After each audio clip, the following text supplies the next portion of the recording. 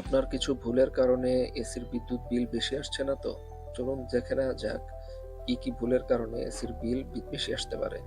আপনার রুমের এরিয়া অনুযায়ী সঠিক মাপের এসি লাগান। আপনার রুমের এরিয়া অনুযায়ী এসি ছোট হলে সেক্ষেত্রে বিদ্যুৎ বিল বেশি আসবে। অন্যদিকে আপনার এরিয়ার তুলনায় আপনার এসির সাইজ বড় হলেও আপনার বিল বেশি আসবে। নতুন প্রযুক্তির বিদ্যুৎ সাশ্রয়ী ইনভার্টার এসি ব্যবহার করুন। একটি ইনভার্টার এসি নরমাল এসির তুলনায় 50% বিদ্যুৎ সাশ্রয়ী হয়ে থাকে। আপনার এসির আউটডোর ইউনিটটি এমন জায়গায় সেট করুন যেখানে সবসময় ছায়া থাকে বা সরাসরি সূর্যের আলো পড়ে না। তা না হলে আপনার এসির গ্যাস ঠান্ডা করার জন্য বেশি বিদ্যুৎ খরচ হবে। যে সকল ইলেকট্রিক্যাল অ্যাপ্লায়েন্স হিট জেনারেট করে সেগুলো এসি রুমে রাখবেন না। ফলে রুম ঠান্ডা করার জন্য এসি বেশি বিদ্যুৎ খরচ করবে।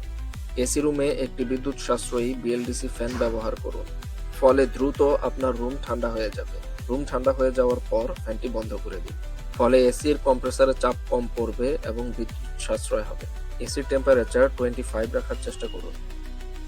টেম্পারেচার 25-এ রাখলে এসির কম্প্রেসারের উপর চাপ কম পড়বে, ফলে বিদ্যুৎ সাশ্রয় হবে। আপনার রুম ঠান্ডা হয়ে যাওয়ার পর আপনার এসিটিকে ড্রাই মোডে সেট করুন। ড্রাই মোডে এসি সবচেয়ে কম বিদ্যুৎ খরচ করে। এসির সুইচ বারবার অন অফ করবেন না। এতে করে এসির কম্প্রেসার ফুল শক্তি নিয়ে আবার চালু হয়। ফলে আপনার বিদ্যুৎ বিল বেশি আসবে। এ সকল পরামর্শ মেনে চললে আপনারা এসির বিদ্যুৎ বিল সাশ্রয় করতে পারবেন। ভিডিওটি ভালো লেগে থাকলে ভিডিওটিকে লাইক করবেন। এরকম তথ্যপূর্ণ ভিডিও পেতে চ্যানেলটিকে সাবস্ক্রাইব করে রাখবেন।